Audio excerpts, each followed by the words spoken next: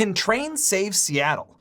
Or more precisely, can new development around Seattle's transit expansion help the city provide for more housing and job opportunities for the growing city? Seattle's expanding its light rail network and updating its comprehensive plan and downtown plans at the same time. This is a critical moment for the region of 4 million people located in the scenic Puget Sound area. Seattle's trying to maximize development around transit to reduce traffic and emissions and create livable, connected neighborhoods. This is a goal lots of cities are pursuing, and Seattle can provide us with both best practices and some cautionary tales about how to meet that goal. I do lots of these videos from behind this desk, but I think for this video, I need to really go there and get on the ground. So it's time for a little travel montage. Okay, I've made it here, and right behind me is a future light rail station. It won't open until 2039, but still. The station is part of the Ballard Light Rail extension that will bring the one line from Sodo all the way up to Ballard. That's 7.7 miles, 9 new stations, and some of the new track will be running under downtown in a brand new tunnel. The Ballard extension is part of a larger project, Sound Transit 3. That is one of the most ambitious transit plans found in any city in the United States. Passed by a ballot measure in 2016, it would add 100 kilometers of new light rail track with 37 new stations. The project will knit together the city's existing fractured system, and planners hope the system will be carrying 600,000 passengers a day when completed, which again may be around 2039. Transit nerds like me are very excited about Sound Transit 3 because it's one of the most ambitious transit plans active in the United States right now. I know that's a low bar, but we take what we can get. The future station I'm standing at will be called Interbay, named after the primarily industrial area it's located in. It has been a place of industry and logistics since the 19th century, and today is home to the BNSF Railway's Balmer Yard and a fisherman's terminal. It's sandwiched between some of Seattle's wealthiest neighborhoods, Queen Anne, Magnolia, Briar Cliff, and Lawton Park. There are different users with different priorities here, making this a challenging station planning effort. Of course, that's why I'm here talking about it. These days, many people see industrial areas as prime locations for redevelopment and the construction of new housing. There aren't really any NIMBYs in areas like this, so political opposition isn't quite as intense. And industrial uses typically use up a lot of land, and cities need a lot of land to build enough housing to get themselves out of the housing affordability crisis. The problem with that strategy is that people actually work in industrial areas. If these inner-city industrial areas get pushed out, perhaps to the urban edge, you're potentially increasing commutes and adding more emissions. You can't just eliminate industrial areas. Cities are economic dynamos. If you get rid of manufacturing, the entire city is just a big bedroom community, and that's not economically sustainable. Having a light rail station in an industrial area isn't a bad idea either. You want stations in residential, commercial, and industrial areas to connect those areas together. The city and Sound Transit are planning new development around this station, but it may not be so easy. They are laying the policy framework for new development, though. The city of Seattle is updating its comprehensive plan, the big important plan that sets the city's priorities for the next 20 years. The city has planned for this immediate area to be a manufacturing and industrial center meant for 6,000 jobs. The policies call for manufacturing uses with limited compatible commercial uses and no residential uses. In 2022, the city even initiated a rewrite of its zoning code in industrial areas to increase the density of industrial and maritime jobs in those zones. They even created a zone called Urban Industrial for urban high-density industrial development in walkable areas near light rail stations. And no surprise, the land I'm standing on has been rezoned to urban industrial. Very cool stuff. Sound Transit, the agency responsible for planning and operating the light rail service, has also identified a new station area development for this area. One of the first things you'll notice when you look at a map of this area is the large urban golf course, which seems like a terrible waste. Golf courses can take up a lot of space and can use harmful chemicals to keep the grass neat and green. Many urbanists believe that golf courses in the city should be repurposed for housing to alleviate shortages. The only thing about this golf course is that it's built on top of a landfill. It is theoretically possible to build housing on a landfill, but it's almost never done. Landfills generate methane, and honestly, people just don't want to live on a pile of trash. The city of Seattle is not considering development on this site, even though it's pretty close to the Interbay light rail station. Within that urban industrial zone, Sound Transit is proposing some mix of industrial, office, and mixed use at higher densities on these sites right here. These are obviously good fits for the station. But is this even a great site for a light rail station in the first place? A huge chunk of the area around the station is the Balmer Rail Yard, which is unavailable for new housing or industrial development.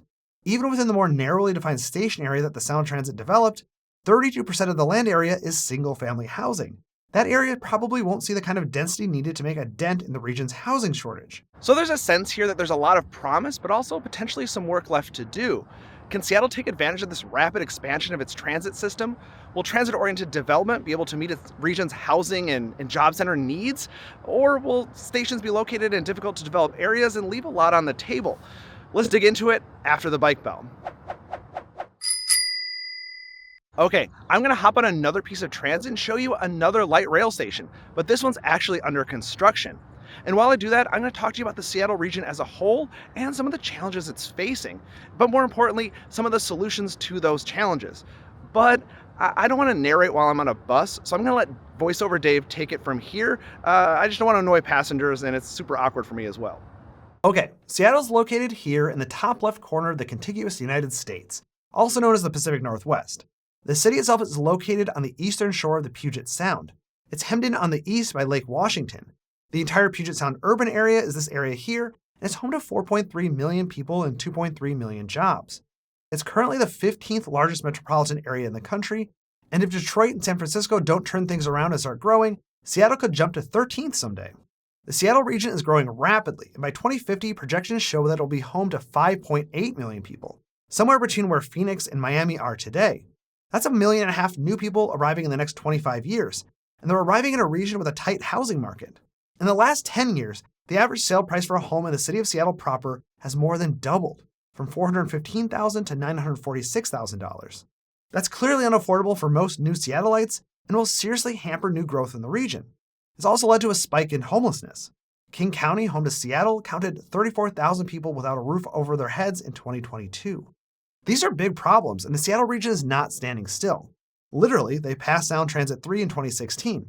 I already talked about that earlier, but I'll just add that while I'm focusing on the light rail part of it, it funds 2 new bus rapid transit lines, new express bus lines, and an extension of the Sounder commuter rail service. The reason I'm not focusing on all of that in this video is because I'm interested in the effect that transit will have on housing and job growth. And buses don't have the same effect as light rail. And the Sounder commuter rail service just isn't as popular as the light rail. Okay, enough talk about Seattle. We've arrived at our next destination. It's the Kent Des Moines station. It's scheduled to open in 2026, and you can see construction is already underway. The new line will extend the Link 1 line south for 3 stations, down to Federal Way downtown. The terminus will literally be in a Target parking lot. This is the first time I've seen something like that before, but I know Targets offer drive-up pickup service. They better offer train-up pickup service here. The plan is to expand south again at a later date, connecting it with Tacoma. So what kind of housing or job center will be located here? Well, so far they've just built one thing. It's a parking structure. Sound Transit is really leaning into park and rides at their more suburban stations, and the project website for this expansion touts 3,200 new parking spaces along the route. Now, park and ride can be good for ridership, particularly if one of your goals is traffic reduction. But I'm interested in how these TODs can increase housing opportunities and job opportunities. So I'm not blaming Sound Transit here. I mean, it makes sense to have park and rides in some locations like this one here. Or another one here, or another one here. I guess what I'm saying is maybe one of those stations could have had some sort of urban village concept. Does every station need a parking garage? Maybe not. I do kind of understand why they put this particular parking structure right here. It sits on kind of marginal land between the tracks and Interstate 5. Highways are notoriously terrible to live near, with the noise and particulate pollution. But that brings me to my next point. Seattle really likes to run their trains down the middle of interstates. And I understand why they want to do that, because there's space available for trains there. They don't have to displace people or demolish a neighborhood to make that happen. They don't have to build a light rail through an arterial street and disrupt traffic. But building along a highway really limits the ability for transit agencies to build a lot of high-quality housing in walking distance to those new stations. It's not so bad on the same side of the highway as the station, but the people on the other side have to live far enough away from the highway, but then walk to the highway and over the highway to get to the station. It's not an appealing proposition. What you get then is a limited amount of attractive parcels to build on near stations, and that's what's happening here at Kent Des Moines Station.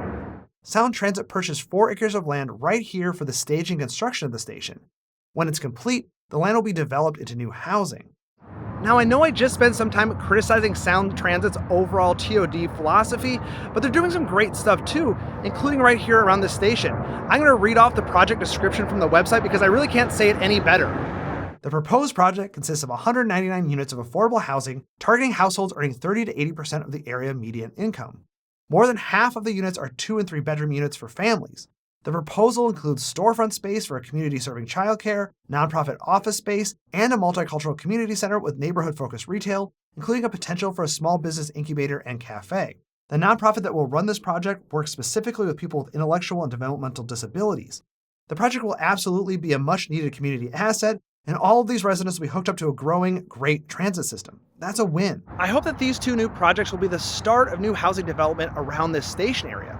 Now, we're not in the city of Seattle anymore, but we're in the cities of Kent and Des Moines, and these cities have planned for more robust housing options right here in this station area. They're doing much better than traditional single-family housing.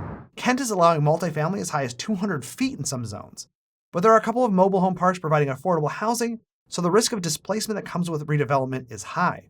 I know that you're smart and you've probably already figured out that the takeaway from this video is that planning for housing and transit is complicated. Trains and new stations aren't going to magically create transit-oriented development to solve a region's housing crisis. But that's not going to stop me from continuing to talk about it some more. Okay, I'm all set here, and I want to head to downtown Seattle next. It's the heart of the region's transportation network and the fastest growing residential area in the region. How did it get that way? Well, thanks in part to a new downtown plan. Let me tell you all about it while I hop on the bus and head over there. The plan is called the Downtown Activation Plan, but I've taken to calling it the Downtown is Arrow U Plan due to the interesting branding they have going on in the plan's website. The plan is largely in response to a problem facing many US cities. They're far emptier than they used to be before the pandemic. People are working from home and don't have to commute to downtown anymore. Downtown office vacancy is at 20%, the highest in decades.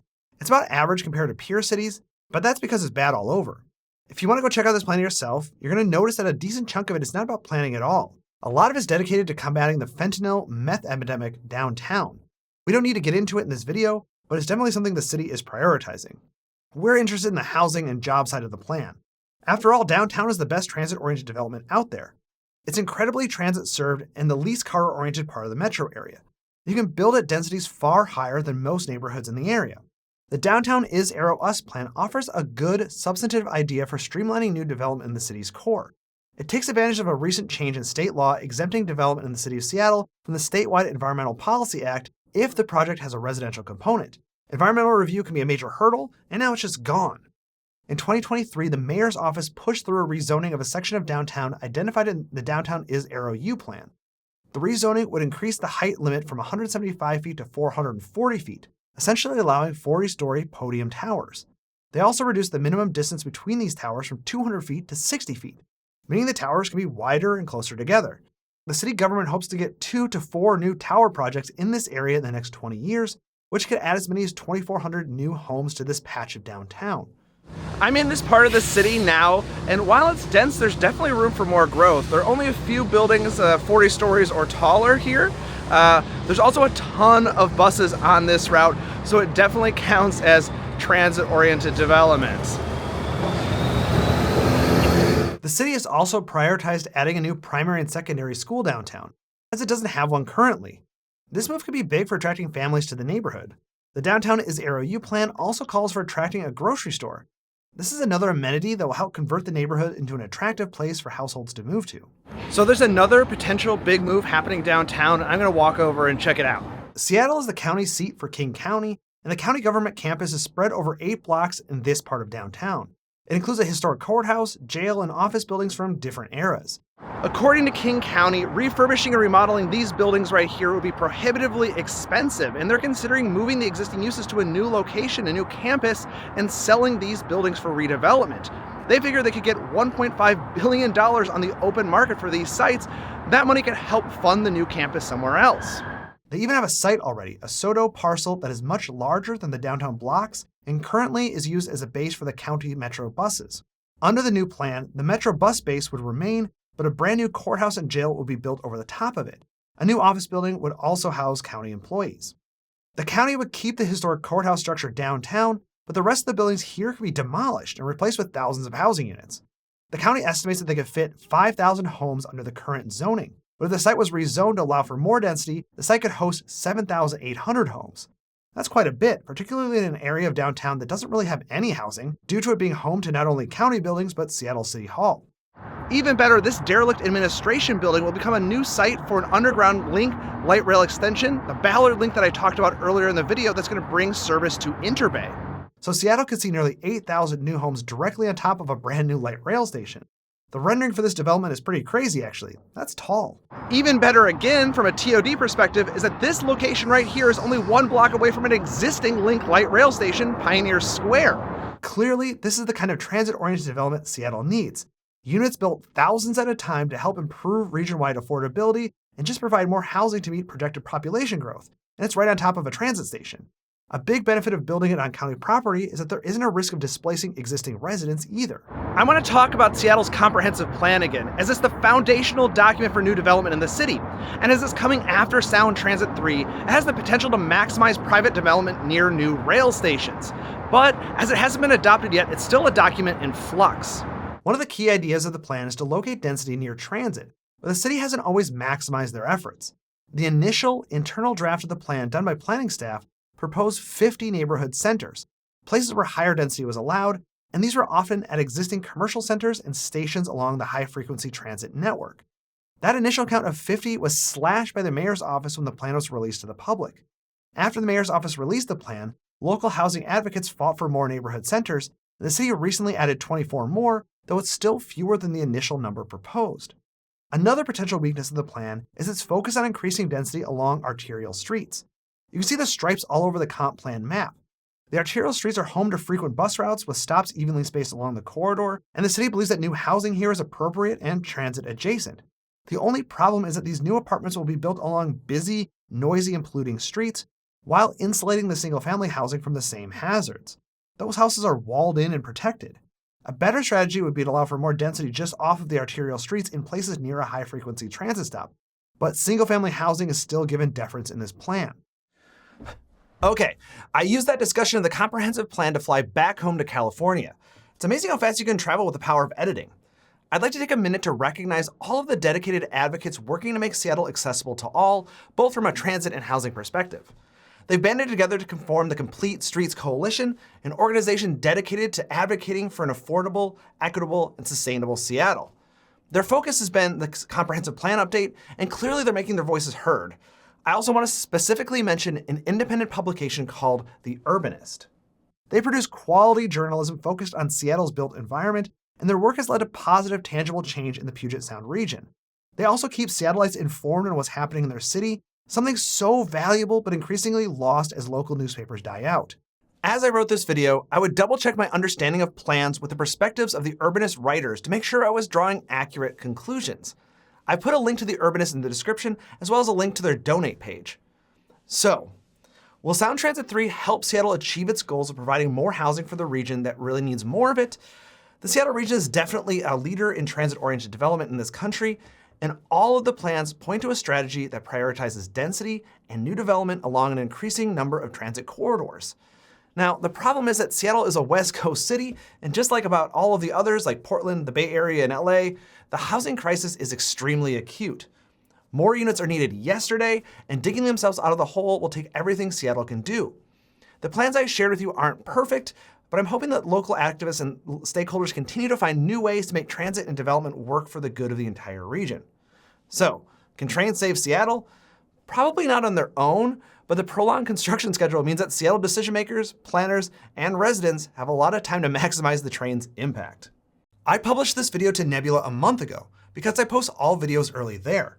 The cool thing is, so many of this channel's supporters are Nebula subscribers that people were posting about it on Blue Sky way ahead of the YouTube audience. If you want to join the early access crew, please consider subscribing. Early access is really only the beginning of all the benefits. I recently started a Discord group exclusive to Nebula subscribers and Patreon patrons, but you have to sign up to check it out. Nebula also has no ads, making the entire viewing experience so much better for you, but it also makes it better for the creator. We don't have to worry so much about pleasing the algorithms to get views. We use a subscription model that's much more stable and sustainable. A ton of that streaming revenue is going back to the creators to produce Nebula originals. I have a whole bunch of Nebula original content for you to check out, including my Great Cities series. It profiles some of the most iconic parts of the world's most important cities. I also produced Planning Ancient Rome, a never-before-seen visual history of the ancient city. It's some of my best work because Nebula provided additional resources, and it's only available on that platform. Other great creators are publishing Nebula originals on the platform as well. The ever-popular travel game Jetlag is on its 12th season, and Nebula is moving on to narrative content as well, so we got you covered with both nonfiction and fiction content. In all, Nebula offers you, the viewer, an ad-free experience filled with videos produced by a curated group of thoughtful YouTubers. And those thoughtful creators are also publishing big-budget, high-quality, exclusive content. You can get all of this for a surprisingly affordable price. And when you sign up at my link, nebula.tv/citybeautiful, you'll get 40% off an annual subscription. My channel will even get a portion of that subscription fee as long as you stay subscribed, so it's one of the best ways to support me and this channel. Nebula is also offering lifetime memberships for people who want to go above and beyond in their support of my channel and the platform. I love that we have a couple of different ways for allowing people to show their support. If you want to help others support City Beautiful, Nebula now offers gift memberships, perfect for last minute or belated holiday giving.